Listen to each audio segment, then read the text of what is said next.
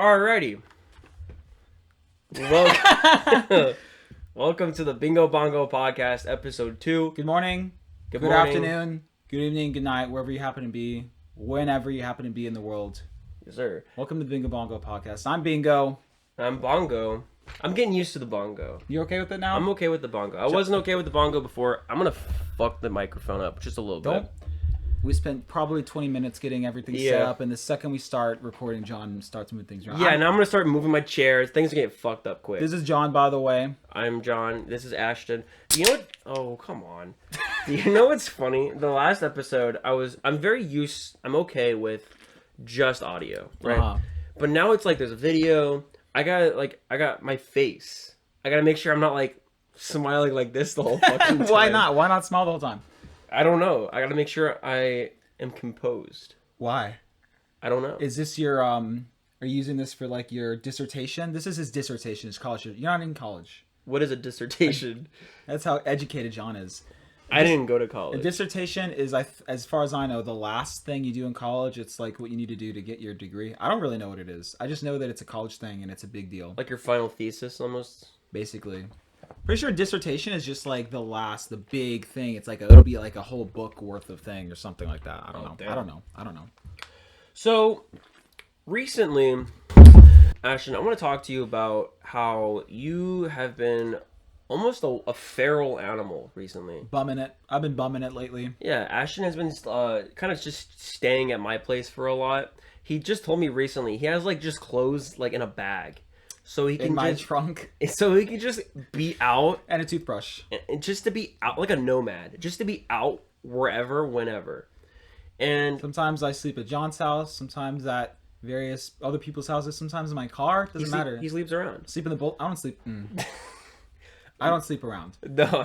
No, but what's funny about that is I feel like I want to talk about your sleep schedule real quick Okay, that's fine. because I feel like your sleep schedule is fucked. Dude, I'm fine. I'm used to going on long drives, going on the airplane because we doing the airplane a lot. I'm like a military kid, so driving all around the country and stuff. I'm so used to just going to sleep whenever, waking up whenever, and having enough energy to last the whole day. I can go to sleep at 2 a.m., wake up at 6 a.m., and then not go to sleep until midnight. You know, like I can do anything. I can sleep on the floor. I can sleep in a cardboard box. I can do anything. I could go sleep right now. Yeah, that's a joke every time because what's funny about when he sleeps over, when Ashton sleeps over, Fucking hell. when I slept over at his place before, I was like, dude, Ashton was very accommodating. It was like, you take the bed. Here's some clothes for you. You know, Feel free to take a shower. Yeah, just all this like being like a guest, right? And then when he sleeps over, I'm like, fuck you. You can sleep on the board. Or the board. You can sleep on the floor. Here's a cardboard box for like a blanket, and then I'll take the bed. Yeah. Like, fuck you, essentially. And then I don't know, but last time I was like, you know what? It was Carter. Carter, I think, wisened you up. Yeah, and then essentially I was like, fine, you'll take the bed, and I guess I'll sleep on a couch or in Carter's room or something like that. Yeah, something like that. Yeah. So Our other producer. yeah, other producer Carter. She doesn't do that much, to be honest. Producing wise, Yeah, she does all right. Nothing, probably. Yeah, maybe 5%. She does just about as much as Mariana. That's so true. I think we're the producers. Yeah. To be honest. But they're the producers. I guess, if you need a title. They get some credit. Yeah, they get some credit. So I wanted to also talk about, a little bit about, fuck you. I want to talk a little bit about last episode. Just kind of like how we felt about it. Retrospection time, baby. Retrospection Episode time. 2. What? Yeah, like episode 100. Yeah. Looking back. We're looking back. Fond memories. Two weeks ago today, probably at the same time. It was 2 weeks ago. I know it was, but probably at the same time. Yeah. It's 1:37 p.m. I just want to talk about mostly, like, not like the recording of it, but like, you can get your drink. I understand. I changed my mind. I'm not thirsty. I want to talk about mostly... Now I am. Cool. I want to talk mostly about, not the recording of everything, but like, the afterwards. The process of trying to get things set up. The aftercare. That's right. Sure. Sure. Of the video making process. Yeah, process. I so forgot what I was going to say. There's some funny stuff that happened. Yeah. You gonna tell them? one time I was like off of I was every time I wanted to get, I was so excited about this podcast. I'm like, I want to start recording it. I want to edit now. I want to do this shit now. I want to do everything now. And Ashton was like responding like an hour later to all my texts going, yeah, you can do that. And he wanted a lot of process input to the process, which is totally fine. You're the co-host. But it was just so like, it felt like I wanted to just get stuff done, you know? I get it. And like Ashton would be like literally 2 hours later, Ashton responded. I had to go to work at that point. He was like, could you change the blue on this thing a little bit? And I'm like, buddy, I'm at work now. The first draft that John had set up for episode 1, because if you've seen episode 1, it's a picture of the thoroughchurro thing and some rotating fries. Yes. We didn't have that planned before we recorded. So we recorded it. We didn't know what it was going to look like. He sends me like a picture, and on the left side was the churros on top of like some blue, and then my Scarlet Shadow book background, and it was just, we played around with it a lot. Yeah. I didn't like any of the drafts. Yeah, and at some point I kind of realized, I don't think I want that to be my brand. That's not my identity. It's one project I've done, but that was... At 4 a.m, Ashton was over. He looked at me, screamed at me, "Who am I? Who am I?" It was only like 2 at that point. It was late. And then it was crazy. Like, it was like, who am I? Who's my guy gonna be? Who am I gonna be? I don't know. And then I laughed. I had the giggles for like 2 or 3 hours. It was silly hour. It was silly hour. It was really definitely funny. Silly hour. And then he was like, I got it. And he just typed in rotating fries. Because John had the thoroughchurro. I'm like, this doesn't make sense. If he's like a cut that out. If he's like a food product and I'm like a skull person thing, doesn't make any sense. Yeah. It's like, I gotta be a food product also. Yeah. So, and I had in my mind the rotating fries. I'd seen the GIF before. The meme. I love how mine was stationary. It was like a 2D frame. You're right. And yours was like this fucking rotating fry. For an hour and 20 minutes. Excuse me. For an hour, you can cut that out too. For an hour and 20 minutes. Count. Don't do the burp count. Whoever edits this, you'll edit it. Yeah, it's probably gonna be me. Anyways, what's next? Fries were rotating. It was really funny too. At one point, when John was like fucking with things on the editing, he had my rotating fries transparent, and then everything was black, so you could see through the fries. And behind it, he had Rode. He had Rode from Flushed Away, the fucking rat in the suit from Flushed Away. What's his name? Rode. Rode. That's how they pronounce it. Oh, is it like an Australian kind of? I don't know what they are. I think they're English. Oh. They're English. Rode. I haven't seen that movie in years. I haven't seen it in probably 30 years. Okay. Anyways, Rode, I don't think it's 30. It's definitely not 30 years old yet. Here's the thing about the thing. It was really funny because he had a thing in the background, and I look over and see my rotating fries, completely transparent, with Rode behind it and like black, and I just started like screaming, laughing. It was silly hour. It was crazy. It was fucking silly hour. But I have that picture. I have a fucking crazy amount of just weird photos on my computer for like those purposes of like trying to test footage. Rode. And Rode was one of them. I think I used Rode in a video of one time. Okay. I don't really care. All right. But yes, also the last thing I want to talk about with this is that we have been spitballing this idea of a commentary track. Oh, yeah. I don't know if we're going to do it. It'd be funny. It would be funny, but I want to talk about it just in case we don't do it. They have an idea of it. They can hear about it. So I was talking to John because we were sitting here watching back some of the footage, and I was like, John, because we would pause it like every couple minutes, every few seconds, and make a little comment. And I was like, you know what? These comments we're making are so funny. Like us laughing at our own conversation. We should record us reacting to our own video as like a commentary to track. The audio track. I thought it'd be funny to do because we'd be sitting here facing the Yeah. computer. That's the computer. I thought it'd be funny to have the camera behind us, like Mystery Science Theater 3000. Yeah. And then what I told John was either we could do this for every episode, like episode 1, episode 2, then episode 1 commentary track, episode 2 commentary track, or we could just make episode 2 us reacting to episode 1, and episode 3 would be us reacting to that. And then by the time you get to episode 8, the video is like 13 hours long. Because it's reacting to everything. And when episode 8 comes out, you have to watch the whole thing because the new bits are like interlaced with the old bits. You can't just watch the new bits. You have to watch the whole So we'll probably... That would be just noise. Ridiculous. It would be noise at that point. It would just be like, pause. So here's what I have to say about that. Pause. You know, that was really... Yeah, like yeah, it would just keep going. And then you get to the newest part and be like, pause. We gotta stop. Yeah, pause. We have beards. We have like huge beards. We're like, We've been doing this for years and years. You remember Fuck. the post I sent you, the 4chan post with the beer freeze time guy? Yeah. Yeah. Yeah. That's such a funny thing that you'll never get to hear. It's an in joke. It's Sorry. an in-joke. Moving right along. Hey, that was a good reference. To what? The Muppets. Moving right along. Yeah. Ashton Moving here. right along in search of good times and No, good no, news. Sorry. Copyright. Fuck. Who knows? Copyright. Who knows, man? It's fucked up out here. I'm gonna be talking the lyrics of the thing. Yeah, you just don't sing it Don't or have sing it. vocals or anything like that. God forbid I express myself in any amount of ways. They don't like that. They don't like that. Self-expression. They don't like that shit. Because someone wants to make a buck. Fine. I got a new phone. That's one of the topics. Show I us got a the new phone. phone. It's a cool ass phone. It's a phone, He has a nerd ass phone. I love it. and it just peels open like that, and it just It peels. it's dope. We were using John's phone to write like a business plan the other day. We did business talk over sushi. That's the type of people we are. Possibly And, document that we made is one of the topics. I don't think we should talk about what's in the document, but it was Cut that. no, but it was funny. Going to why don't you tell a story, bro?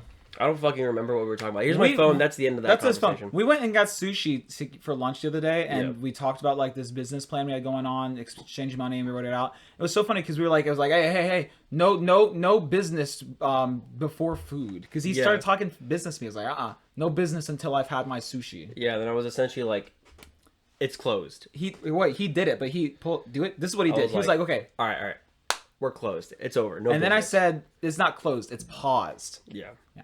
Because closing business means like That means we're done. We're done. We're not done though. We weren't weren't. done. We were just paused. We're still not done with it. We went back to it. Oh, we need to get it. We need to get it signed. We're not gonna have time to do that today. Yeah, I mean, yeah, we probably won't. But like at the end of the day, we gotta get it. We gotta get shit signed. We're like fucking lawyers. What at are you this doing point. tomorrow? I gotta work. What days do you not work this week? I'm working morning shift though. Oh, we can probably do it tomorrow. Because tomorrow I have tickets for a movie at 6 o'clock. What So movie? The movie we were gonna talk about in this episode, Hurry Up Tomorrow. I didn't schedule properly the podcast, so that episode. So we're not talking about Hurry Up Tomorrow this episode. That's gonna be, I Next guess, episode. if anything, Episode next 3. episode, because I'm watching it tomorrow Who are you watching with? myself. I was gonna go see it by myself. You going to what type of movie is it? AMC. It's a Dolby movie. It's adult. No, I mean like what's it about? I don't know. Is it? Good? I don't know. I don't look up movies. I just follow them. I like the director. What time is your ticket for? 6 o'clock. What time do you get off work? 5. Oh, Yeah, I work like 5. And Well, then he gave me just enough time to fucking race to the movie theater in my fucking uniform. who did? Cuss words. No, Cuss words. we shouldn't say names. We'll cut that.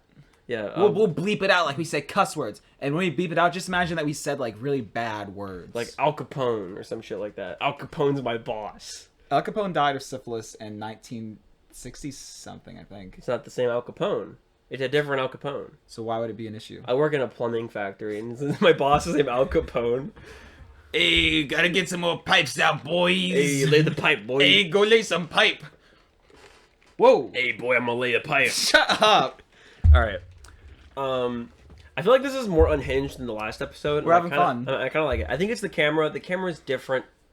It's not the same. I gotta take a crap. You gotta take a shit. No, I didn't say that. You gotta go to the restroom. I'll wait. We just started the podcast, bro. We got like a couple hours. We got like a good hour. Do we need to pause and shit? No. Okay. Move on. Moving on. He's looking at the screen a lot. Shut He doesn't the have hell this up. shit ready to go. Cause it's not in my face. What? Dead air? We got through all. Dead air. We got through all of that shit. All right. Whatever Ashton wants to talk about. Yeah, whatever the fuck you want. I got a lot of comments on the last video. You did? I did. No, I didn't. What? I got a lot of comments on the last episode. People asking me, Ashton, I get it. That's funny. Ashton, what does the Goldberg look like? Well, I'll show you what it looks like. This is what it looks like right here. Boom, right up front and center. That's what the Goldberg looks like. Hold on. I'll do it Get even a good better. side view. Get a good side view. Side view. Boom. The Goldberg. This is what the Goldberg looks like. Can you see that? Focus in. Goldberg. Make sure it's focused out too. I did it. I checked. Okay, cool. This is the Goldberg. I'm not gonna keep doing it. It'll be loud. Yeah, that's not yo the whole time. Did I tell them about the other yo-yo too? Should I show them? The terrarium? Let me You have show. the terrarium? Yeah, I Show have. the terrarium. I keep that shit on me, bro. I think we said this last time. You're strapped. I stay strapped. I wasn't strapped. Oh, you should tell him about. Should you tell them about Mother's Day? I'm a part of John's family now. Yeah, he came over to my family's house for Mother's Day because I guess we're like fucking engaged at this point. We're fucking and engaged. I guess. It's cool. I don't know. Oh shit! Damn, it's broken now. We'll have to cut that. Yeah, we're gonna have to cut that. That was a loud noise, probably. That was pretty loud. Fuck. That's You're not as prepared as These are my two time. favorite yo-yos. I'm prepared. I know exactly what I'm going to talk about. I feel like I'm not as like... I know what I'm going to talk about, and I didn't have to put it on a fucking document on my computer. This guy over here. All right, what do you want to talk about? This wise guy. I want to talk about my album recommendation from last episode. Are we ready? Do you want to do the music first, then movie? Yes. Okay. Because we did movie first and music. We're gonna alternate. All right, so we're gonna go straight to the music recommendation. Excuse me. All right, the floor is yours. Good thing the camera can't pick up smell, boy. Yeah, that smells like rotten foot. You can't smell it. I burped in that direction. Okay, the floor is yours, buddy. Last episode, the music recommendation that I made was Fiona Apple's second album. When the pawn hits the conflicts, he thinks like a king. What he knows throws the blows when he goes to the fight, and he'll win the whole thing before he enters the ring. There's nobody to batter, and your mind is your might. So when you go solo, you hold your own hand. Remember that depth is the greatest heights. And if you know where you stand, then you know where to land. And if you fall, it won't matter because you know they're right. Obviously, I said that kind of fast. You didn't hear it all. Basically, people refer to this album as Win the Pawn. It came out in 1999. It's a very good album. Yeah. It was at the time that it came out the longest album title. Mm-hmm. It was like it had made a record. Yeah, it was in the Guinness Book of World Record, I think. It might have been. I don't know. It's not anymore. So there's some other bullshit album titles. Yeah. Basically, this is a poem. The name of the album is a poem that Fiona Apple wrote, maybe not too long after releasing her first album, Tidal, which was released 3 years prior, which was just a kind of a reaction to her and her newfound fame. I mean, when the pawn hits the conflicts, he thinks like a king. The pawn in the poem refers to herself. She refers to herself with he pronouns, which is interesting. She didn't have to do that. She could use she. I don't know. I think it's supposed to refer to her at least. Yeah. And basically the poem is just like, hey, when you make a big kid, stick to your guns. Do what you think is right, and you'll be okay. Yeah. Don't hit the fame. Hit yourself. In the balls. She doesn't say anything like that. I don't think. Never mind. It's up to interpretation. Yeah. It's a really great album title, and it really speaks a lot to the themes of the album as well, because there's a lot of themes about like just doing you. Yeah. What's interesting about it, I did some research on it, and apparently Fiona Apple was like, I might as well make this the album title. Like, really? She apparently had no clue what to make the album. So she essentially said every song is almost like its own thing. That's true. Every song is like, there's no connecting themes. It's like, she was just like, everything is like its own story, its own universe. Yeah, I see a lot of connections between the songs, but I guess that's what she said. She knows better than me. And so she was like, I'll just put that as the fucking title for no reason. And it's great. It ties it all together. Yeah, I think it's a good idea. It's really interesting. But she was just kind of dicking around, which is pretty cool. Not in a bad way, but in a good way. I didn't know that. I have 3 copies of this album. This is my vinyl copy of the album, or my LP copy. This is the alternate cover art. She only pressed this on vinyl a few years ago because it wasn't for a very long time.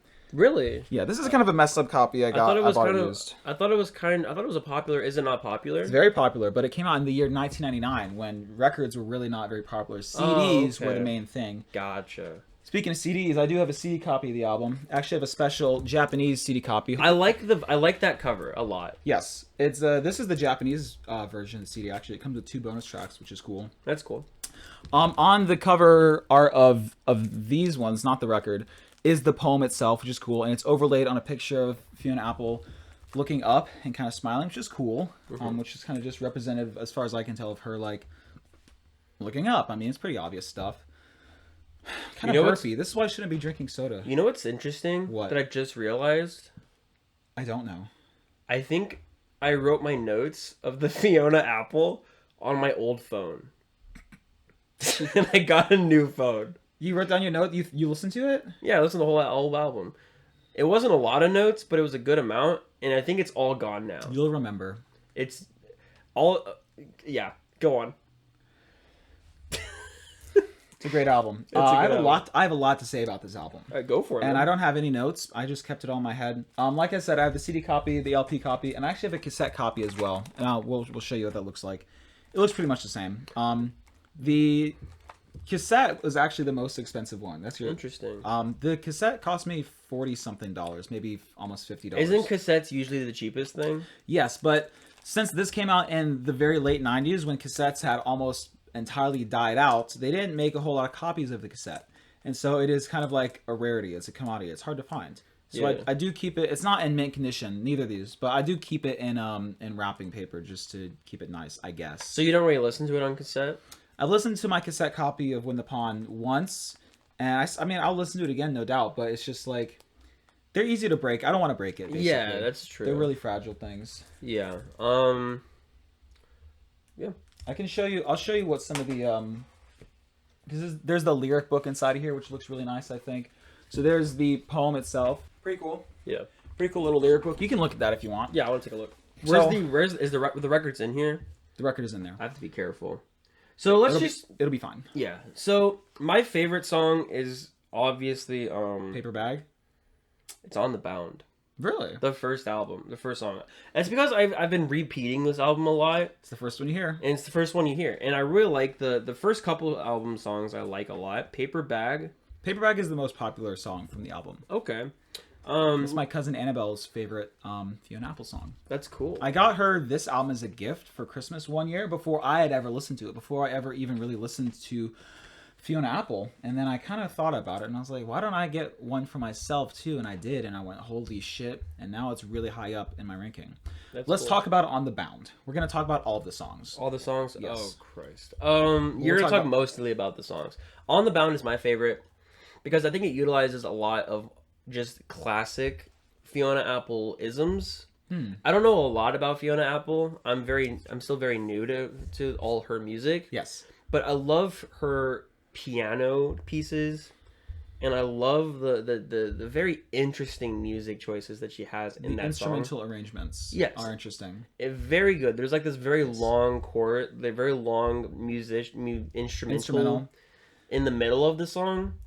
At Like the end. Like the last 2 minutes is just all instrumental. yeah, it's really interesting noises, and I like her voice. Obviously, she has a very unique voice. It's true. Her singing is very unique, and that's all I literally have to say about it. Wow. On the Bound is a really interesting example because when I think of Fiona Apple and her instrumentation, I think of percussion. She uses a lot of percussive devices in her music, which is really interesting. It isn't exactly what I would call rock music. When I think of rock music, like John, when you think rock music, which two things do you think of? Yes? Oh, and what else? I don't know. When I think of Guitars? That's like a guitar. It's a drum. yeah, when I think of rock music, I think of drums and guitar, basically. Fiona Apple has certainly some songs that utilize the guitar, not too many. She uses drums in many, many, many of her songs. When she doesn't use drums, she uses the piano, which is... There's an argument to be made about which category the piano falls into. As far as I'm concerned, the piano is a percussive instrument. Okay, I don't want to hear any arguments against that. That's I don't know, man. It's percussive. You want to know why it's percussive? Because you hit it. That's why. That's what percussive instruments are. That's what the piano is. You hit it. Boom, and it smacks a little thing in the. Oh, you touched the thing. The argument is that because it smacks strings. There's strings in the piano. Yeah. So you could people bongs make them. it bongs them. People make the argument that the piano is a string instrument. It's really not. It's a percussive instrument. Deal with it. On the Bound is interesting. Lyrically, they're all interesting lyrically. I'm going to talk about all of them lyrically. Okay. I'm not going to make this like an hour long, like me talking about the album, but I have a lot to say. On the Bound is interesting because as far as I can tell, and this is one that I'm not really attuned to, it is about... when I listen to that song and when I think of it, I think of like anxiety, of having a million things to do and not really knowing what you're doing. And this song, Fiona Apple is grappling with success as far as I can tell. Again, this is my interpretation, by the way. Okay, is On the Bound the song where she's going, "You're all I need"? Yeah.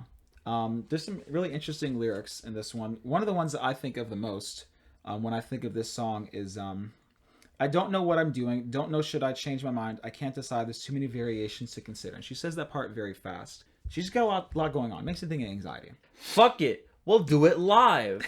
That's the whole thing about video. That's the whole thing about podcast. We're doing it fucking live. We could leave all of this in. We could leave it all in. Doesn't fucking matter. What does it fucking matter? We're not getting paid for this. Yeah, this is. We're not getting graded for this. It's all for the fun of the game, bro. Graded. Everything I do in my life Like graded as in like with the Everything I do teacher? in my life is for The bread, the Nope. money. Nope. What? It's for the balls. No. John, everything I do in my life is for Yo-yos? funsies. Funsies. Yo-yos? No. I've told you that before. Yes. I feel like I'm not looking at the camera enough. I'm Okay. looking at the camera a lot. I'm making eye contact with the camera. I'm looking at you a lot. I'm like this. I'm trying to talk into the mic, look at the camera, look at you. All There's these a things lot at going once. on. There's a lot going on. There's a lot going on. There's fish on the screen also. I don't know if they can see that. They can see it. That's pretty dope. Well, let's talk about the second song now. The What second is- song on the album is called To Your Love. Are you looking it up? What are you doing? He's on his phone now. I'm looking it up. I'm looking it up. I can hand you the fucking CD. Look, there you go. Yeah, thank you so much. I know the song order. I don't need to look at it. Yeah. The second song is called To Your Love. Okay. I think I like this song too. You think? Dude, there's some of them that get I- a little fuzzy with me. I like all of them. I listen to all of it in the car usually. This is the one that goes like, I can't sing it because then we'll get Yeah, copyrighted. no, you're fine. The lyric that I think of most when I think of this song is please. It's like it's not the chorus, but it's maybe the pre-chorus. I don't know what you call it. Please forgive me for my distance. Pain is Yes. evident in my existence. Please forgive me for my distance. Shame is manifest in my resistance to your love. And there's a lot of little bingalos and bongalos in this song about like she's just criticizing basically the person she's in this relationship with, saying stuff like, you only live once, you've got one time to figure out, one time to twist, and one time to shout. That was a 21 Pilots. Sorry. That's the wrong band. That was Heavy Dirty Stuff. But if you said that, that's so fucking funny. If you What? said that lyric, I would have been like, as if it was from the Fiona Apple Oh yeah, song. you wouldn't know. I wouldn't have fucking known. I've been like, interesting. As if Everyone- I'm trying to remember like where that was. Yeah, like where was that? That's really unfamiliar. Was that in the to me. beginning or the middle? I don't remember that. To Your Love is pretty good. I don't know. I'm not gonna. There's some songs I have a lot to say about, and some I have less to say about. Yeah. To Your Love, I have less to say about. Right. Let's talk about the third song in the album, Limp. Okay. Limp is interesting, and this one I have a little bit more to say about, especially just in the name of the song itself, Limp, because it's all about Fiona being this, I wouldn't, maybe not abusive, but this relationship with this guy who really wants to be like Prince Charming. He wants to save the damsel in distress. There's some interesting lyrics in there. I think the not the first lyric, but one of the first lyrics is, "You want to make me sick, you want to lick my wounds, don't you, baby?" And it's all about how the guy wants to be the savior, which is kind of interesting. And she's just like, you know what, fuck you, buddy. You're gonna be limp in your own hands. That's what she says. It's a pretty interesting song. I like it. The fourth song in the album, not quite my favorite, but almost. It's like almost a tie with the fourth song in the album and the last. The fourth song in the album is called Love Ridden. Love Ridden is a very good song. Up until this point, the first three songs have all had very similar instrumental compositions with like the percussion and stuff. Love Ridden is a almost strictly piano piece. It's very beautiful. When you think of ridden as a suffix, like guilt-ridden, debt-ridden, you think of being so full of something that it's like crushing or torturous or whatever. So to be love-ridden, I really love that phrase. To be love-ridden is just to be so full of love that it's killing you. I really like that. It's very relatable. I could tell you all the words of Love Ridden. So is that like your favorite song? I like it a lot. It's hard to say. It's like I said, it's either Love Ridden or I Know, which is the last song. Love Ridden, I have looked at you with the focus I gave to my birthday candles. I've wished on the lidded blue flames under your brow, and baby, I wish for you. Nobody sees you when you are lying in your bed, and I want to crawl in with you, but I cry instead. I want you warm, but it'll only make me colder when it's over. So I can't tonight, baby. And then the chorus. No, not baby anymore. If I need you, I'll just use your simple name. Only kisses on the cheek from now on, and in a little while we'll only have to wave, which is really nice. The chorus, what the chorus is referring to is when you have broken up with somebody, or when the nature of your relationship with somebody has changed, and you kind of realize you can't call them baby anymore, because you've been calling them baby their whole, however long you've been with them. You have to start calling them by Something else, or like their name. something else. Maybe Paul is what you have to start calling them. And then, but it gets to a point where you're not even, you can't, only kisses on the cheek from now on, like no more kissing on the lips. No more deep intimacy. No more intimacy. And then in a little while, we'll have to wave, obviously just refers to like things get so bad, or just you fall apart or get distant enough to the point where you don't even get that anymore. You don't even get the hugs or the hellos. You kind of just, hey, It's like a fading away almost. It's very sad. It's very sad. I mean, I've never, a lot of my experiences have not been like that. A lot of my experiences have been very extreme, as in you're very intimate and then the next day, nothing, right? So I've never had something that's like slowly have died off. And I don't know which one would be worse, to be honest, but they're both not great. So it's like, but I can relate to this idea of like this slowly changing friend or intimacy to friend to nothing. It must be devastating. So like you can really feel that in like the song, I'm assuming. The next line after the chorus, or the next lines after the chorus, are "My hand won't hold you down anymore. The path is clear to follow through. I stood too long in the way of the door, and now I'm giving up on you." And then she does the chorus twice more, which is basically just her saying, in brief, "Hey, I've been holding you back. I've been in your way. Go do your thing," which is also very sad in its own way because, and I think that could just be her, or really the narrator. I won't say her. Could just be the narrator's own self-consciousness, but it's just like thinking that you were the problem. It's really sad. Saying, "Hey, I won't hold you back anymore. Go do what you want." That's really sad because I don't know. It just is. It's a really sad song. I like it a lot. And then she says that line that I just said, and then there's a little sad part of the piano, and then a little jaunty part, like things are about to get happier, but then it pauses, as though she's like remembering, because it's like she is remembering, or she sees this person again, and she does the chorus again, and that's what I think of. This song means a lot to me. Yeah, it's very sad. Very sad. It sounds like it's like deeply what is the word I'm trying to look for? Like it's very understanding of like in itself, right? It knows what it's trying to do with like its instrumentation. Yes. And she's very aware of what she's doing with the instrumentation, using it to the advantage to get the theming across in the song. That's it. Yeah. The interesting part about it is that song is immediately followed by Paper Bag, perhaps the most upbeat song on the album. Yeah. And that's kind of mirrored, interestingly enough, in the way that, because there's pictures above all the songs, and I just noticed this in the car sitting outside of John's house, that in some ways the pictures kind of, how do I put this, mirror the theme of the song, right? You got on the bound with her putting a match on her tongue, which is kind of like her screwing herself over. And then with Limp, she's kind of giving a cutesy thing. With Love Ridden, it's kind of like the most painful picture. Her looking, it's also one of the few color pictures. Yeah. Her looking at the camera with some amount of sorrow. With the song A Mistake, which is all about her fucking herself over, she's kind of, this is like the happiest picture. She's kind of smiling. Yeah. Fast as you can. There's something here. The way things are with her lying on the floor, it's just kind of funny. Like, and you see that's like one that's funny later. And then down here, she starts to get sad again with Get Gone, which is all about getting someone out of your life. Mm-hmm. And then the last song, I Know, it's kind of the warmest, friendliest, most beautiful picture of her kind of just smiling at the camera. And I like that because it ends the album off on a nice note, as far as I'm concerned. Yeah. I don't know if that was intentional or not. It's just something that I noticed earlier, and maybe I'll show this to you again so you can see that. Anyways, the next song's Paper Bag. Paper Bag, I don't think it was the lead single. I think Fast As You Can was the lead single. But Paper Bag was certainly the biggest song from the album. It's interesting because some of the idea of Paper Bag is, like, when she's singing it, I thought it was a bird, but it was just a paper bag, is what she says. And that's kind of like, makes me think of American Beauty. The movie? Yes. Yeah. Where the scene with the young man who is filming a plastic bag floating around and finding beauty and things like that. Yeah. I think that's kind of interesting.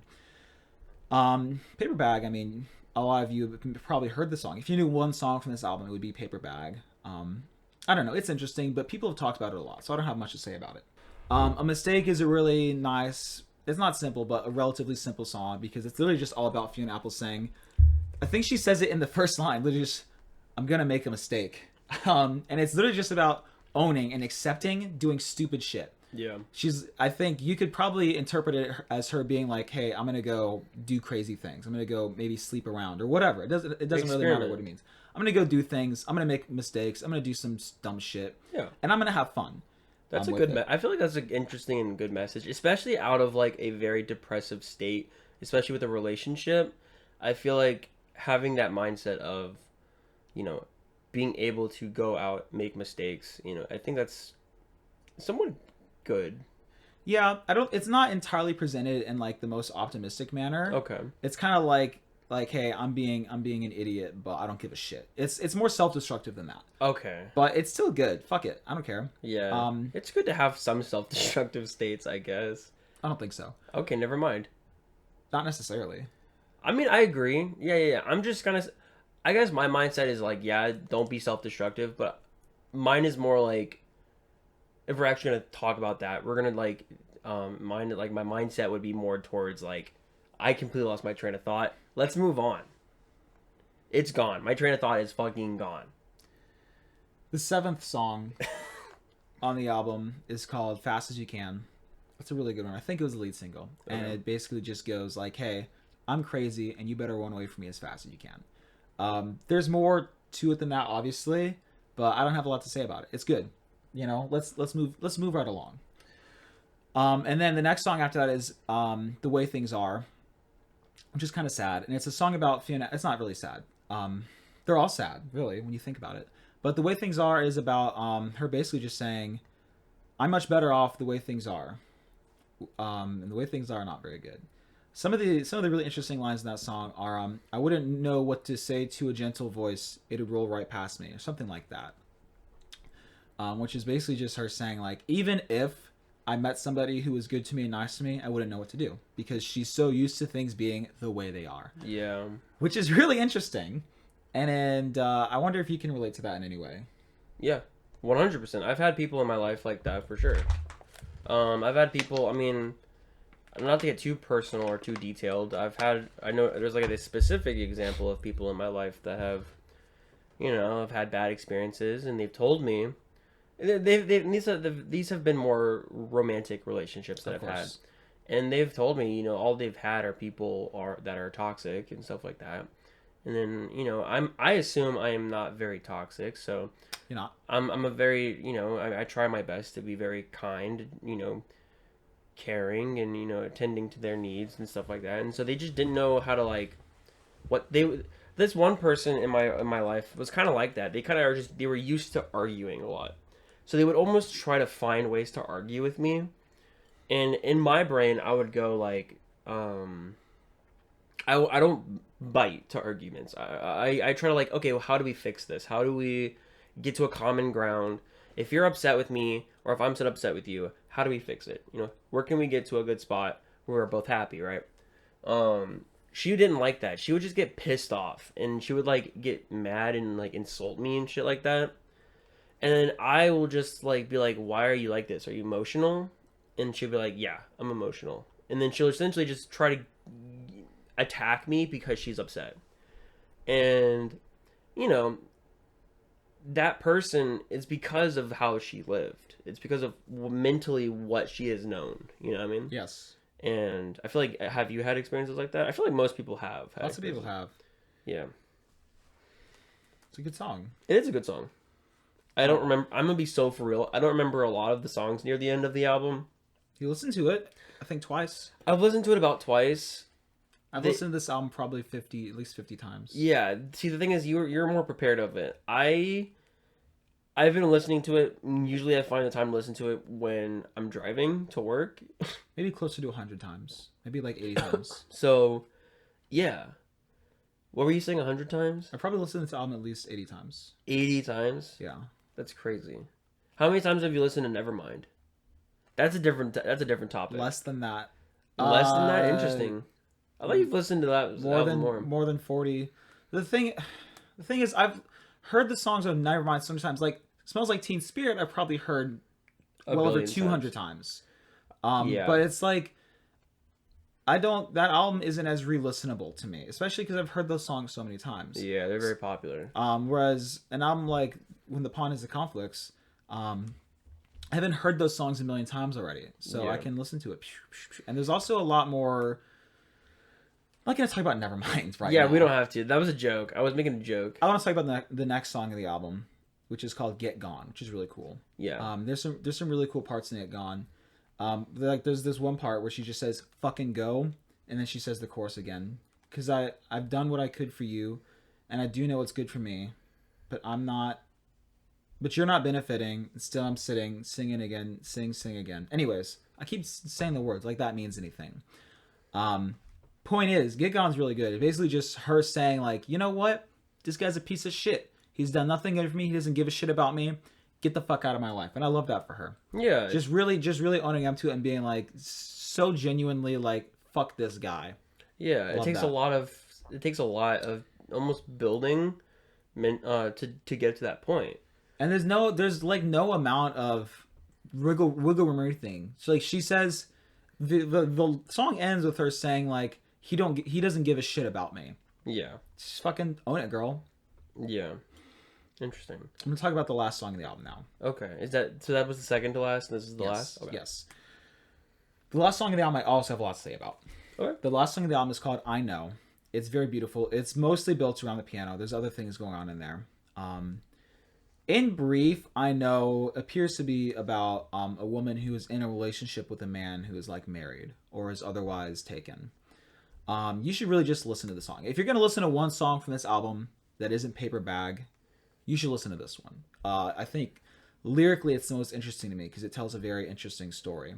What I'll say about it is basically she opens the song saying, we're in the situation, you're doing your thing, whatever. And there's no real chorus, but she does repeat the lines, I know. She says it twice, I know. And that's her referring to knowing that he is doing a bad thing. And that bad thing most people think is being in another relationship. So she's like, as far as I can tell, like the mistress. She could be not. I think she is though. Because there's also references to him. I'll get to that though. She says that once towards the beginning, once again in the middle of the song.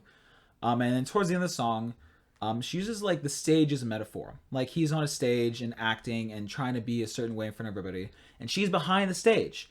Or behind the curtains, that is. Yeah. She's behind the curtain. She's in backstage. Like, here, you don't have to act anymore. You don't have to pretend. You can be yourself with me. And it's like he comes back to her behind the stage, but then everybody calls for an encore and they want more. And this guy just like goes back and leaves her. And I'm going to read one of the most beautiful lines. It's one of the last lines from the song. And if it gets too late for me to wait, for you to find you love me and tell me so, it's okay. Don't need to say it. And you would expect her to say at that point, because of the previous two lines, you'd expect her to say, I know, because that is, she leaves an open note, basically. You would expect her to say, I know, but she doesn't say it, which is fucking genius. Because she doesn't know. At least that's... Does it end on that song? Does it end on that? No, she doesn't say, I know. Okay. But yeah, it ends right there. Okay. She doesn't say it, and because she doesn't really know if he loves her or not, and it's very, very heartbreaking.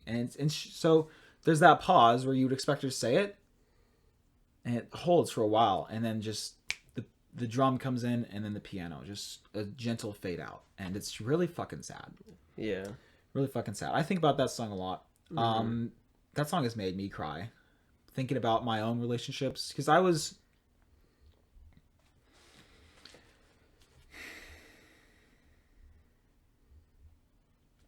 You guys should just listen to the song.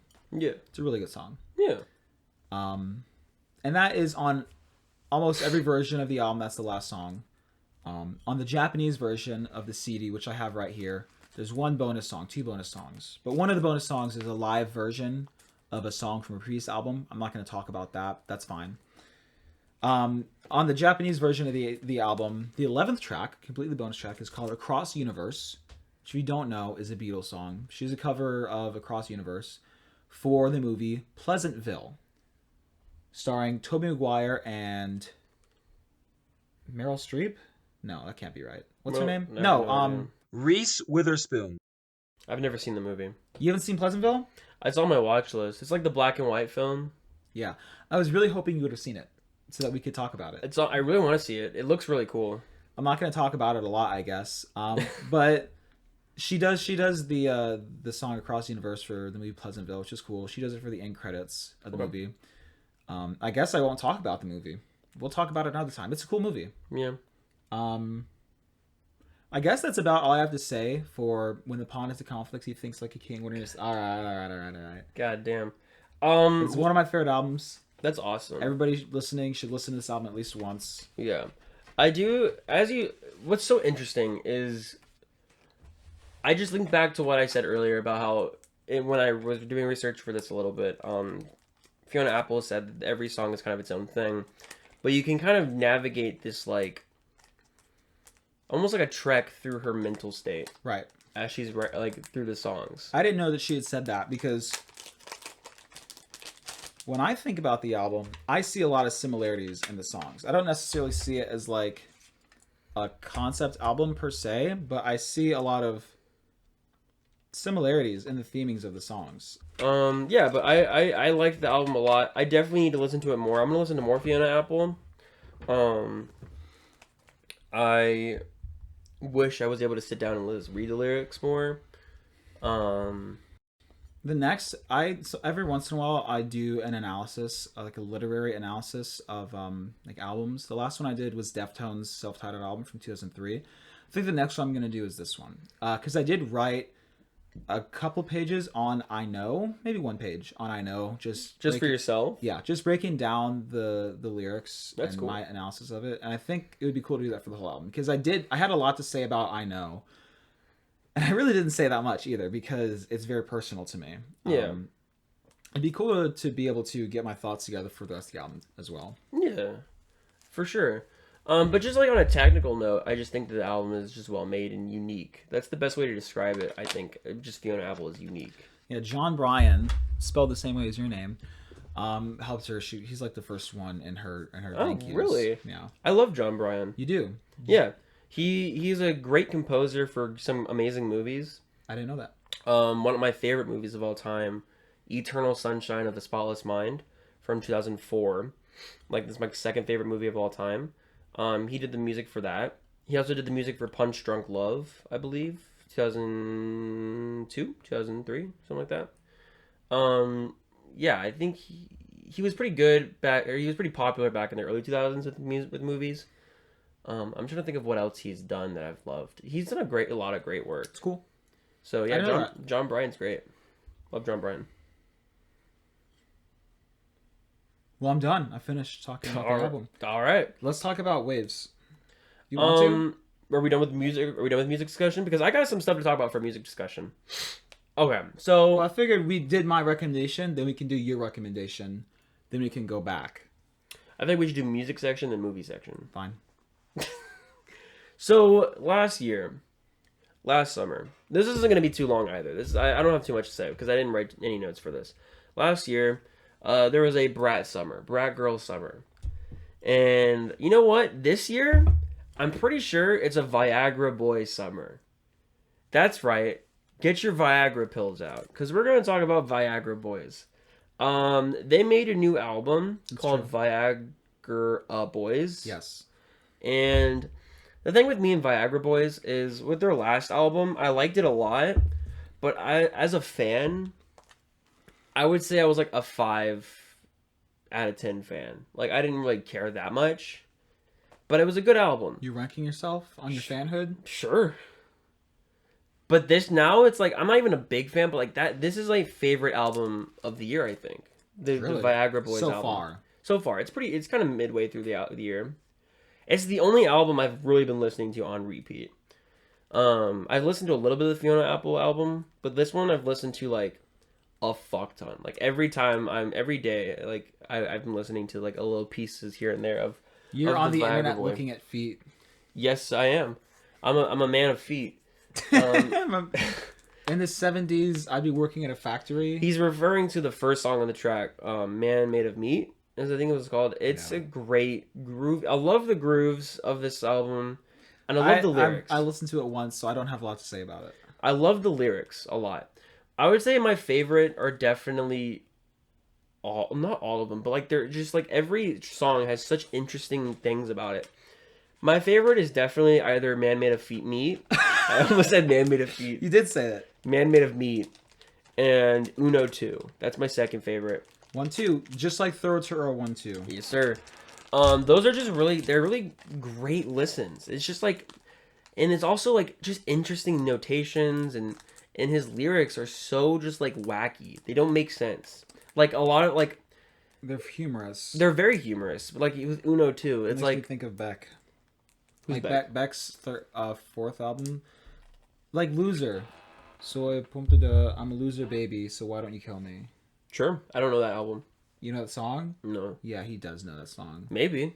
But I like the what I'm referring to is like from Uno 2. It's like he starts the whole song with I found a crouton underneath the futon. I tried to eat it. Mama said I couldn't because I have no teeth or all my teeth are gone. It's just fucking crazy. And then what? It's funny. Yeah, it's He's like, Mama said I couldn't eat it because all my teeth are gone.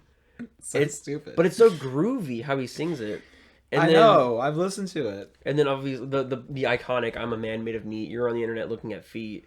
You, floppy giblets. I keep quoting floppy giblets. Oh yeah, I spent $5 on your mom's OnlyFans. I just to pay look- $5 a month to look at her floppy giblets. and I pay an extra $10 to write on a chat AI program. It feels great, is what he says. It's just funny. It's just funny shit. Yeah. What were we gonna say? Did I tell you that I saw Viagra Boys live? That's crazy. See, the thing is, when you saw them, I didn't really care. This was kind of before this album dropped. I was like, cool, you saw Viagra Boys. That's pretty dope. I like their first or their newer or their older album. I don't know how many albums they have. I don't know either. But when you said that, but once this album dropped and I was just in love with it, I kind of was jealous that you went and saw them. They didn't play Man of Meat. Did they play any of the songs on this album? Guys, I didn't listen to a single one of them. It was at not a festival, but it was at the Deftones System of a Down thing last year in San Francisco. It was Viagra Boys and a band called Waves with 2 V's and maybe someone else. Okay. And the whole time Viagra Boys was, and a different band. And the whole time Viagra Boys was on stage, we were like buying merch and shit. Oh, so you We were didn't in line really for listen to them. We didn't listen. I probably didn't listen to a single song because I was That- like, I'll tell you why. Because I was like, a band called Viagra Boys. Fuck that noise. I don't give a fuck. I'm not gonna listen to that. Dang, so you stolen valor over here. He has dog chains too. Stolen valor. This is the thing I bought at the Sweet 93 thing. It I is. told you guys about Lower Town. The Lower Town conversation. Last episode, I got this ring and I got this Dog thing, tag. and I wear it every day now. That's pretty dope. To think of. Did I tell them about Chloe last episode? Yeah, how she was drunk and all that. She was other things besides drunk. About how she had a really nice voice and she was really pretty and cool. But yeah, she was also drunk. But yeah, that's all I pretty much have to say about Viagra Boys. I love She was it. drunk. I love how groovy and like, but also some tracks are very slower Yeah. and like he kind of like has a bit more of like a What are you doing? Nothing. Where's the Waves Deep Blu-ray at? It's probably over here. It's not. I'm looking at it. To this. Anyways, I liked it. I love the album. It's my favorite album of the year. So far, it's So far. it's what month is it? So far. It's May. We're not even halfway through the year. Okay, I'm sorry. Oh my god. All right, moving on to the movie discussion now. I got 2 movies we're talking about today. I saw a concert last week. What'd you see? I saw Boa. Okay. They have this song called Duvet that's like popular on TikTok apparently. I like that whole album. It was cool. Was it a newer album or is it like an old? No, the album that I'm referring to is from they did a 1998 and then they re-released it as a different album in 2001. Okay. That was cool. I just want to mention that. It was cool. I saw them in DC. Boa? Yeah, I saw them in DC with our producer Mariana. The show was fine. They played a lot of songs from the new album, which I'm not as big a fan of. I don't like being in DC. I don't like big cities, really. So, I just wanted to mention that. I wanted to get that out there while we're still on music. Yeah. I think I'm done. Okay. We're gonna move to movies now. If I need to, I'll come back. I don't give a shit. Okay. He's gonna just interrupt me and go, I'll "Hey." fucking care. Hey, John, by the way. Yeah, that's what I'll say. Okay. So we're gonna talk about 2 movies today. One is my recommendation, and the other one is a newer movie that's in theaters right now. I think we should talk a little bit about the newer film first. Do your recommendation first. You want me to do my recommendation? Yeah. Okay, so I recommended last episode Waves by Trey Let me Edward help you out Schultz. here. Let me help you out here. Christ. You keep talking. Okay, so Waves by Trey Edward Schultz. What's funny about this is I had so many notes. I put like 2 pages of notes. It's all gone because I was on the move. It was on my old phone, so I don't know where it's at. So I'm just gonna go off of dick now. Off dick. Off dick. Anyway. Speaking of dick, we were listening to Sabotage. Can we talk about how he was just like off dick? We were just listening to Sabotage earlier by Beastie Boys, which mentions Watergate. Tricky Dick. Sorry. And he said he hasn't listened to Sabotage in 10 years. I did interrupt you to talk about music. I love that. Fuck you. Yeah, I haven't listened to it since I was like 13, 14. I fucking refuse to believe that. I was gonna do a karaoke night with my youth group, and I chose Sabotage. I was 13. What is a youth group? Church youth group. Oh, yeah. What do you mean, oh yeah? As if you know? Were you one of the youths? Yeah, I was 13. I've been in youth groups before. Okay. We're fine. It's just been so long, I forgot. You forgot what a youth group is? Yes. Okay, that's fine. Yeah, I was gonna choose Sabotage. I was kind of nervous because it said the F word in the beginning, so I didn't know if they were gonna be cool with it. It was also a church group, so I was kind of scared. We ended up not doing the karaoke, so I got kind of like, I was like, okay, I feel better. My ball is itchy. Can you get it for me? Can you get it for me? No, I'm not getting your balls. I'll get it. No. Oh. So stupid. All right, back to my movie recommendation. Yeah. Waves, directed by Trey Edward Schultz. This came out in 2019. This was pretty popular for me back in 2019 because before that he made a film called It Comes at Night, and it's a horror film. Sorry. That film I liked. I think that came out like 2017, and so this one was completely different from his older film. And so I was just, during that time I was excited. I went and saw it in theaters, and I really liked it, but I rewatched it recently. Carter walked in and watched half of it with me, and I loved it more. I haven't seen it in years. It's essentially about it starts off, there's a few things it's about. Spoiler warning for Waves. It starts off about this teenager. I think his name is Trey. I forgot. Talking to the mic. I think his name is Trey. I forgot. But it's pretty much about him navigating high school, relationships, athleticism, like kind of like wrestling, sports. But he also has this like shoulder pain. Apparently it's a stage 5 snap. That's what they call it. I don't know what that means. It's something that's really bad in his shoulder. He needed surgery. And are you good? I just thought stage 5 snap. Yeah, that's what I call a broken fucking arm. Ah, snap. No, well, snap is like, it's like an acronym for like something in the sucking joints. nasty ass peen. Nasty ass penis. Yeah. Stage 5 snap. Speaking of church. It's like John said dick cheese and thought it was too gross, so he cut it out. Cut that. Ew. We're both drinking. Anyways, We're both drinking. he had a stage 5 snap that required surgery. Wait. Stage 5. Yes, sir. But the thing is, his father. That's a big thing. Is it's about his family, right? The whole movie is about the family, but it follows the son at first, and his dad is very controlling, very toxic. He's almost like a very very traditional kind of guy. He was almost like, if you do it right, and you're gonna be like you're gonna be strong. You're gonna do all these things, and if you're gonna set your mind, you're gonna do it. And his mind was kind of set for wrestling at the time.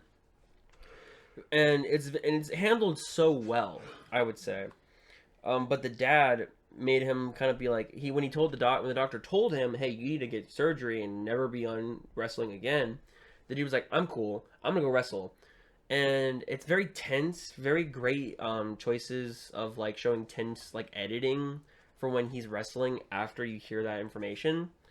But it's a very great drama that has amazing music. The music I would describe as almost like jukebox, but like modern age jukebox. Like, it's like what kids would hear.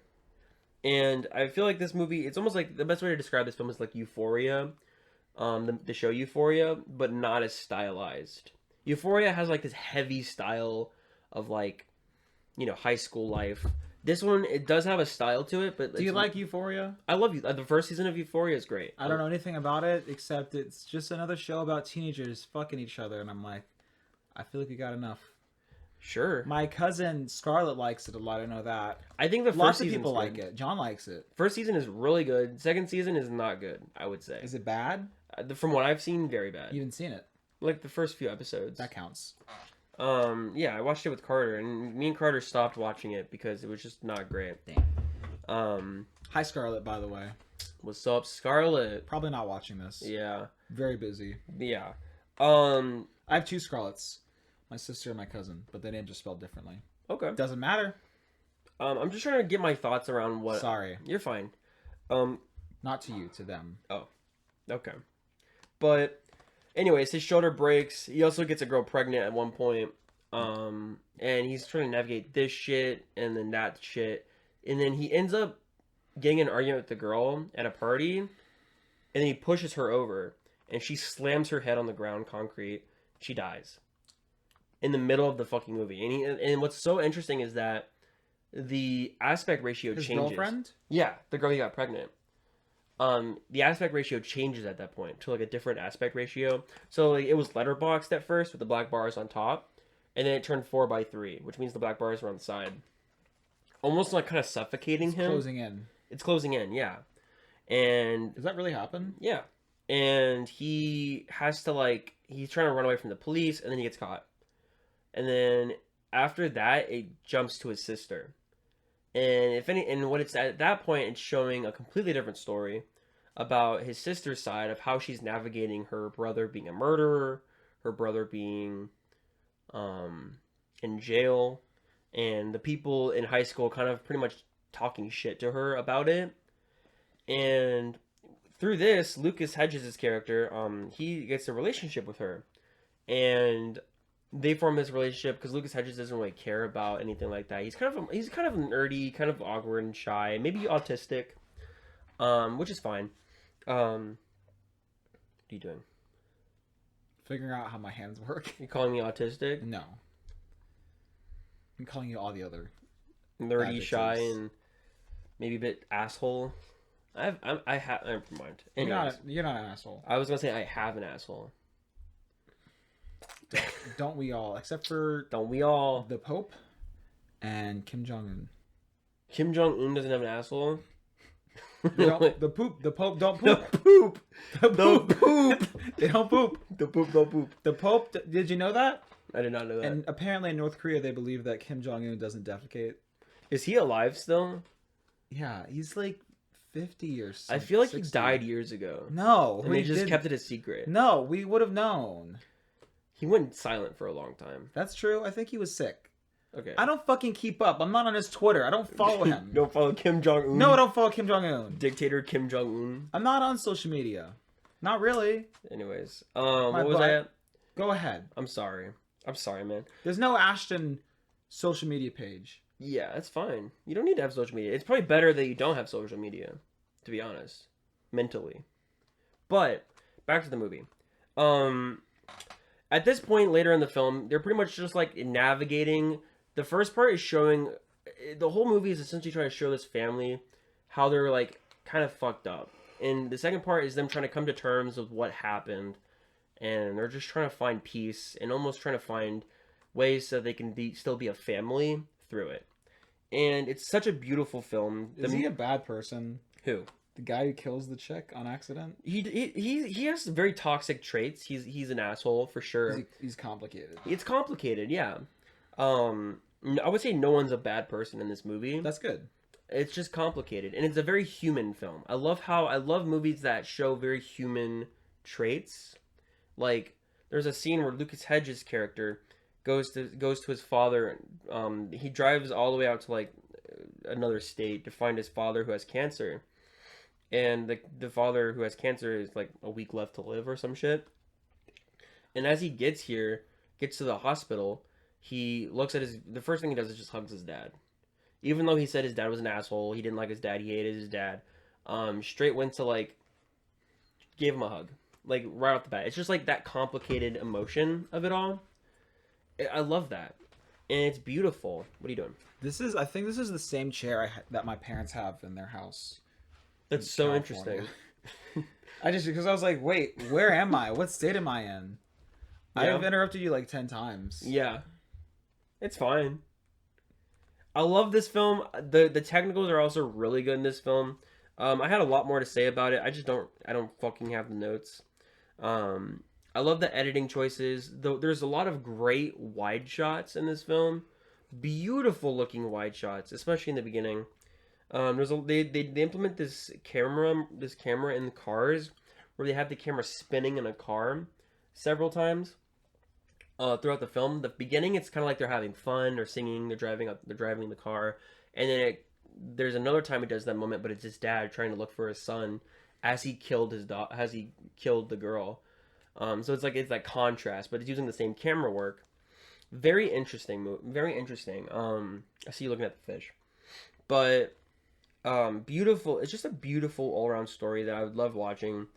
And there is a lot of like sampled music, like Kendrick Lamar's in this, Frank Ocean's in this. A lot of music that I feel like kids back in 2019 listened to. And I feel like that's the point. It's just like this movie is about kids trying to process shit, and they just listen to music a lot, right? And by the end of it, it's not, nothing's fixed, but they want to try to be a better family. They process, they deal. It's about processing emotions, and it's just like, it's beautiful. Yeah, I loved it a lot. So let's reduce this beautiful, heartwarming, complicated story into a number scale. I'm not quite ready for the number. No? Not yet. I think the acting is good. I want to discuss more about it. I did talk a lot about the story. I talked about the technicals. We'll put that at the end. Yeah, we'll talk about the music. What else do I need to talk about? I mean, I just feel like, yeah, I talked about how complicated it was. I had so much more to say, bro. I wrote so much down, bro. It's gone. It's fucking gone because my phone is gone. It's better for it to come naturally off the tongue than for it to come tongue. For it to be like a note, like we're reading, like this isn't a video essay. I know, but like I didn't write like scripts. I just wrote talking points. I had talking points in my head for the Fiona Apple album. Damn. I'm sure I forgot some, but whatever, you know. We'll have to censor that. But I loved the visuals, the forms of waves, you know, and it's just a great film. I don't know. I originally gave this when I first saw it an 8 out of 10. Yeah. But after rewatching it, I'm pretty sure I'm gonna give it a 9 out of 10. That's a 10. Damn, the thumb isn't there. It's a 9 out of 10. Yeah. We're gonna have to blur this out. And there's the final finger. I got a ring. This is my favorite finger. I got a ring stuck on here. Fuck you. I'm interrupting. I got a ring stuck on here the other day. On the way to the concert I saw last Tuesday. It was a pain in the ass. Mara had to like rip it off my finger. My finger hurt for a few days. And now, keep it on this one. My second favorite finger. Cool. Anyways, the last film we're going to talk about today is a film that's in theaters. It's a film that I'm quite surprised about. Starring Sebastian Stan. Sebastian Stan is Donald Trump. It's the Thunderbolts. What's it called? What is that one called? The Apprentice. The Apprentice? Yeah, that's right. Thunderbolts. Thunderbolts is the newest Marvel movie. I'm gonna put this away now. Hot Tub Time Machine. Yeah. Thunderbolts. It's a movie when it was out in theaters doing like its like trailers and, you know, doing its promotional shit, I was like, who fucking cares? Who gives a fuck? I don't fucking care. I don't fucking care. I hated the promotional set in the theaters of with also the like cereal box. Yeah, it was like fucking stupid. We were there together, weren't we? Yeah, I was like, this is fucking dumb. But but hold on. We did when we were looking at the side of the cereal box and it said like daily value, like humor, betrayal, whatever. We both thought that was kind of cute. Sure. I mean, they put a lot of thought into the box for sure. I just thought it was kind of dumb. I mean, some like unpaid intern did. I just hate Marvel. Wow. I really don't like Marvel. After Endgame, I mean, even before Endgame, it wasn't amazing, but they were building up to something so crazy. I feel like after Endgame, it peaked at Endgame, obviously, but afterwards, it was just kind of like, who cares? Here's the thing about me and John. John is a movie nerd. He knows things about movies. He's got really, how to put this? He's got really quaint films about movies. He doesn't like that normie shit. Yeah. When it comes to music, he likes normie shit. Me, I'm like the opposite. When it comes to movies, I like normie shit. I like the Marvel movies. I'm a fucking normie. Who cares? But when it comes to movies, I like to think I have a more refined taste, right? So sometimes when we talk about this, he'll be like, oh yeah, like I love this music, and it's like Ice Ice Baby. I'm like, okay. Or like Post Malone. Like Post Malone. I like Post Malone. Yeah, I'm sure. Raw you do. Dog probably have 3 sons. Not gonna end with the threesome. Raw Dog probably have 3 sons. That's the dumbest line ever, probably. Yeah, that's poetry right there. No, because let's think about it. If he's having a threesome, how is he gonna have 3 sons? Is he getting himself pregnant too? Yeah, Because it's almost like it's brainless pop music. it's so stupid. I'll That's Post Malone, by the way. I'll be listening to the pop music when I'm working, that just plays in the thing, and I'm like, this is so, you know what, substanceless. And I don't fucking care. Let's move on. We're not talking about music right I now. just love that line. Raw Dog probably have 3 sons. I'm like, how the fuck are you gonna get 3 sons from? Is someone have one twins? of them's having twins. I don't know. I don't That's fucking so care. stupid. It's ridiculously stupid. Anyways, back to He Thunderbolts. seems like a nice guy. Post Malone. Yeah, I would say so. I've heard good things. Sure. I don't fucking care. Let's go. Let's move on. So I've heard trailers. Trailers I didn't care. People on the internet were saying it's good. People that I actually follow and actually care about their opinions. I'm like. He's just like me. I was like, you know what? Let's. We're burp buddies. Thunderbolts. When people said it was actually good, I was like, you know what? I'll give it a try. So like literally, I caught the like last showing. I was at work. And I was like, you know what? It's 10:30 at night. There's a showing for it at 10:40 or some shit. I can go make it. Watched it. Didn't fall asleep. That's a plus. It was really good. I liked it. I actually quite liked it. I got out of the theater at like 1:30 in the morning. Some crazy shit. No. But it was actually really surprisingly good. I liked how just like as a basic film, it had good story structure. It actually cared about what it was trying to say in a way. Like there's some like I'm comparing this to the last fucking Marvel movie I saw, Brave New World, the Captain America Oh, one. I didn't see it. It was boring, nothing film. Nothing. The pacing. Giancarlo Esposito was in that one. Yeah. Was he cool? He sucked. Who cares? Everyone fucking sucked in that movie. It was just that movie garbage. Thumbs down. Harrison Ford? Who gives a shit? He's an old hag who just like he looks like he's constipated the whole time he's full. Dude, he's like, you know the fucking meme of what do you call it? What's that movie? Blade Runner 49 or whatever? 2049, yeah. Where it was like, hey, here, we got your costume ready, Mr. Ford. I don't give a shit. I'm wearing this. And he's wearing like a gray t-shirt and like red pants. And all the promotional footage, it looks like he rolled out of bed with that shit on his... He does not give a fuck. He doesn't fucking care. I love that for him. Yeah, it doesn't. But the pacing of that movie, awful. There's just boring, nothing of a movie. Brave New World. It's Brave New World. You want to know why Jean thinks that? Why? I fell asleep to that film, by the way. You know why? Because Captain America's not white anymore. Sure. Shut the fuck up! Sure. No! That wasn't no! No. Cut that! No, that movie. Cut that. That movie sucked because the pacing and no one gave a shit on set. The acting was like just like just so fucking monotone everything. The movie was a nothing movie. This movie, Thunderbolts, it felt like they actually gave a shit what they were filming. Did you know that Anthony Mackie was in 8 Mile with Eminem? I don't remember that. Did you see 8 Mile? I have. Do you have it? I don't think I have it on Blu-ray. I haven't seen 8 Mile either, but I read that Anthony Mackie was in 8 Mile. I thought that was interesting. I don't quite remember that. I don't remember Anthony Mackie being in it.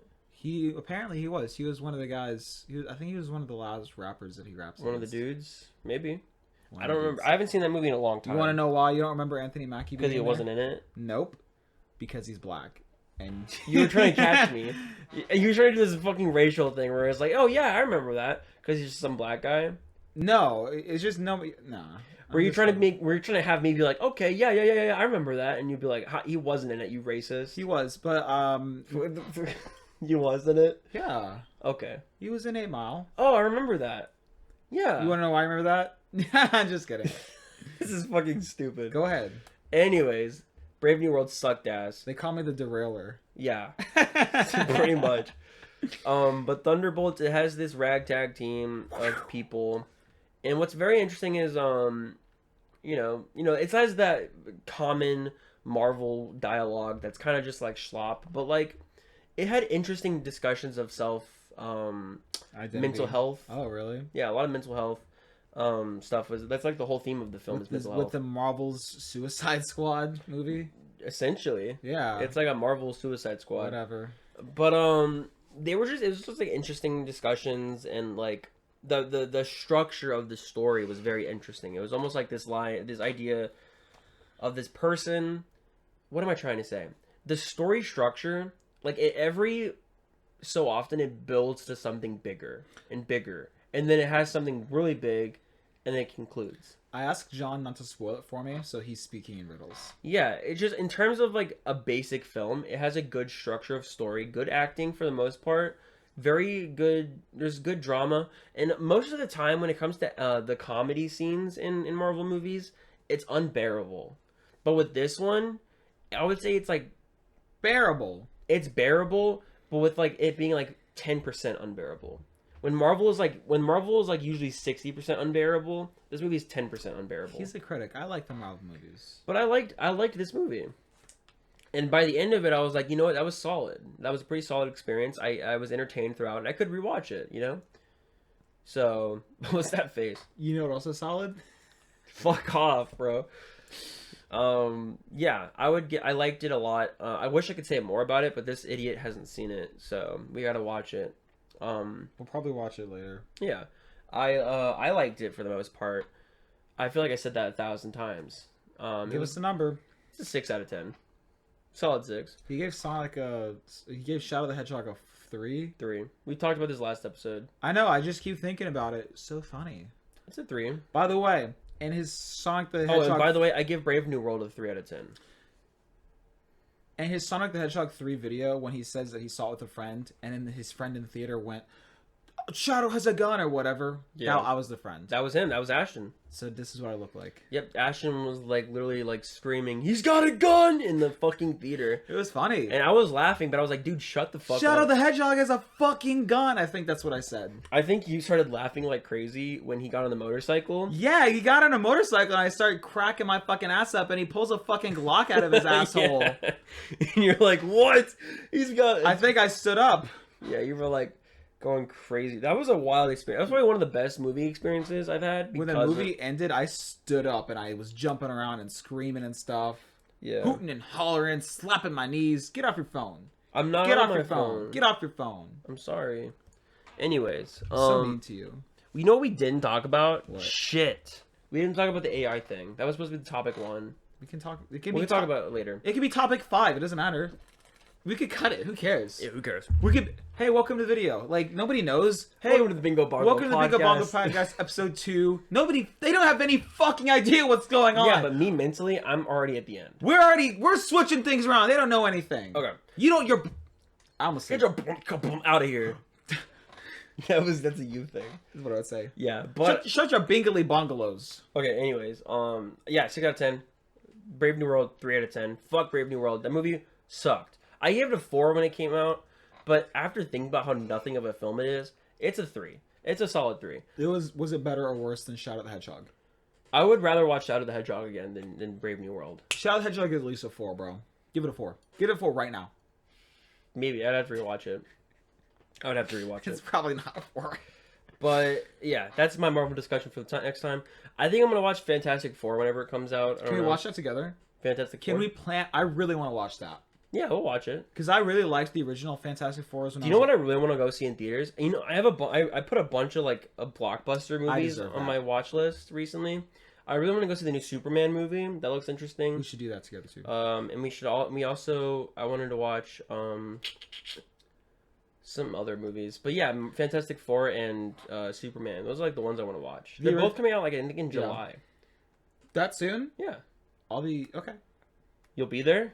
I'll be there. Yeah. Hell yeah. Shit, I think I got something to do. I'm seeing what day of the month is. Today? It's the 13th. Yeah.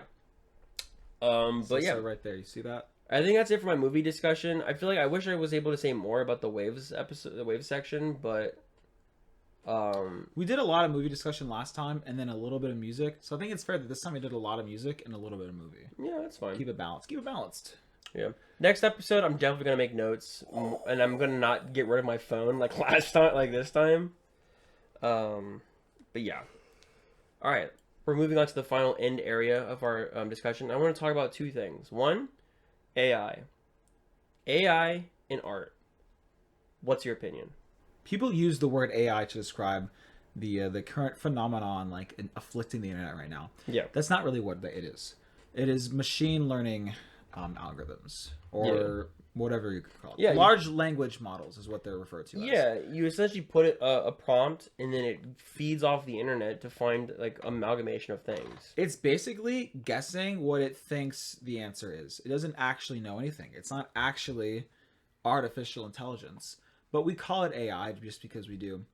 I'm anti-AI. I don't know. Yeah, I'm anti-AI also. I think especially in art, it's kind of crazy because like art is ridiculous. but it's like the only place that it can affect things is pretty much in art, photography, now video, and Speaking of Marvel, you never saw Secret Invasion. shit. Some of you probably did. Secret Invasion was a show they did on Disney Plus, and the opening credits for Secret Invasion, Was AI? yeah, Fuck that.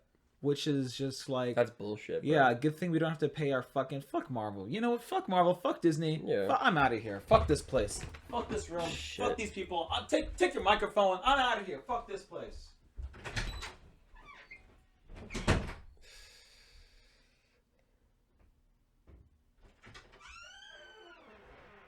You want to come back? Can I come back? Yeah, you can come back.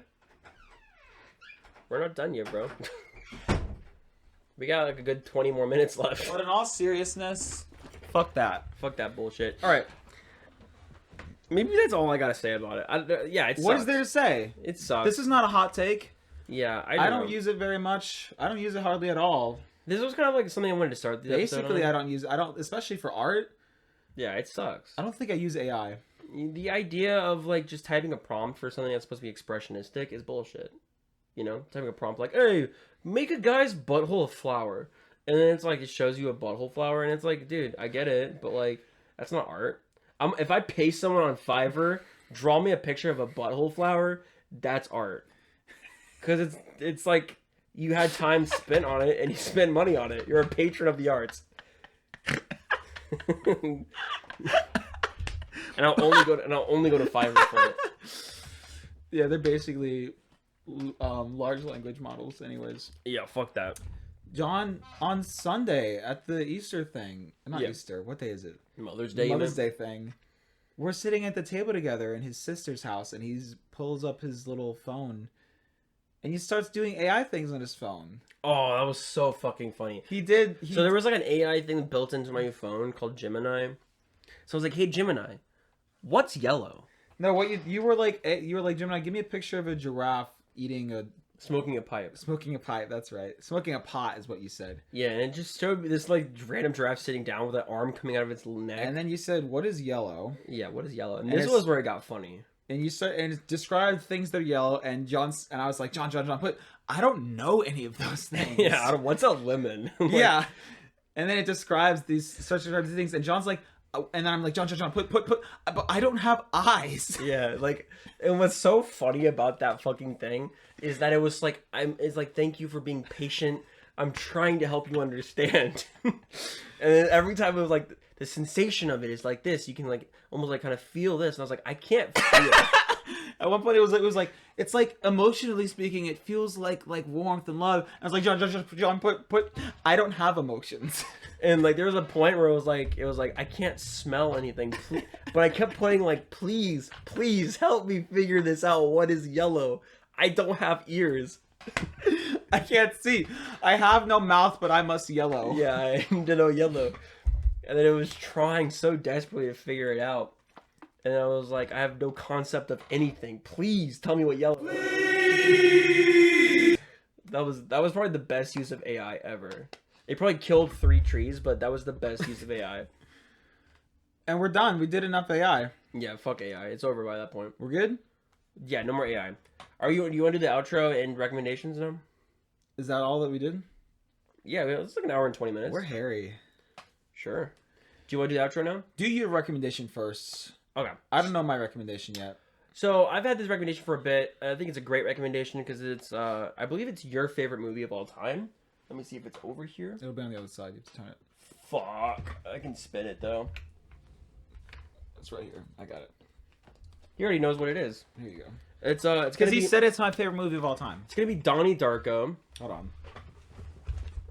God damn it. Go ahead.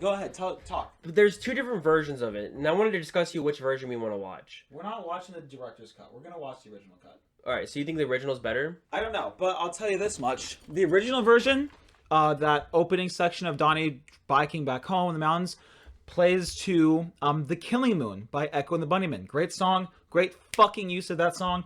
And the director's version, It's not like that. uses a different song. So I don't give a fuck about the director's version. I don't give a fuck about it because it uses some other song. I don't care about that song. I don't want that song. I want my goddamn Echo and the Bunnymen. Okay. So I'm gonna watch. We're gonna choose the theatrical cut. I have the 4K of it, so it has 4K of both copies. We could see. I mean, we could. I've never seen the director's cut. No, I prefer the theatrical at that Have point. you seen the director's cut? It's been, I don't know which copy I've seen. I've only seen it like once, like would be the literally like theatrical. 15 years ago. Yeah. I was like a baby when it came out.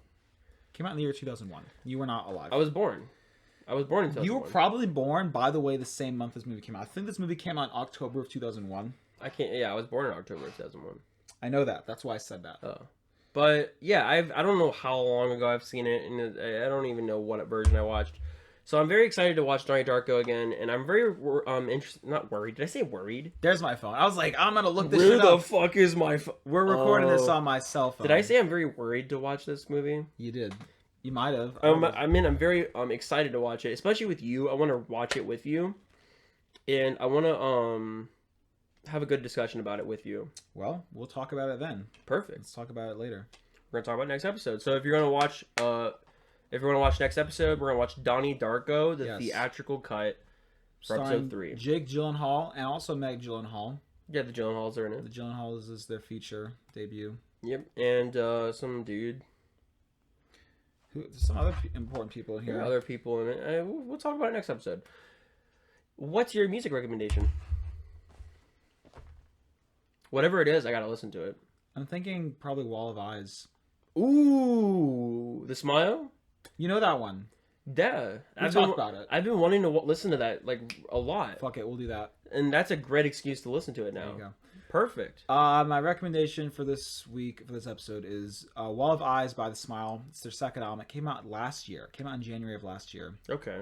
2024? Yes. Sweet. Um, That's exciting. I'm excited for that. I'll talk about it then. Perfect. I Shit. think. Oh. What were you saying?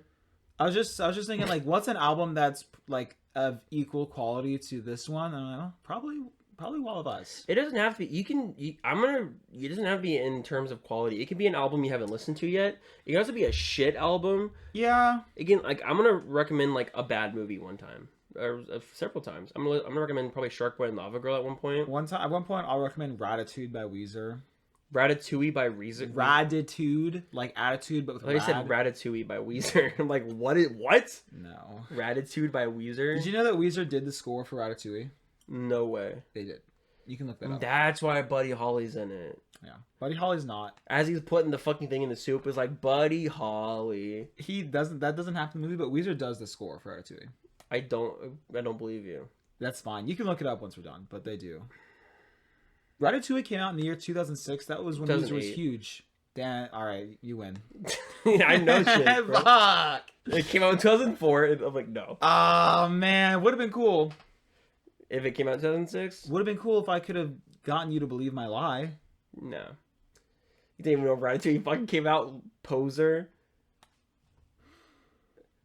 Anyways, Boom! Came out. Beverly Hills. Shut the fuck up. I hate that fucking song. Hate that fucking album. That's Weezer's worst album. Make Believe is Weezer's worst album. Fuck that album. Fuck Make Believe. That whole album sucks. Fuck that album. Fuck this place. I'm out of here. All right, I think that's the Bingo Bongo podcast. He's walking out again. I think he's overstimulated. I think he needs his nap time. Anyways, goodbye everybody. This was a fun episode. We'll get things figured out more in the next episode. You want your nap time, buddy? I'm sleepy. You want your nap time? Okay, we'll get your nap time. Goodbye. Bye.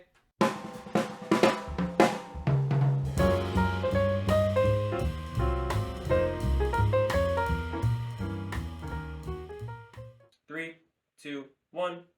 3, 2, 1. 3, 2, 1. Cool. Sharp noises. We're good. You can keep that. Keep that.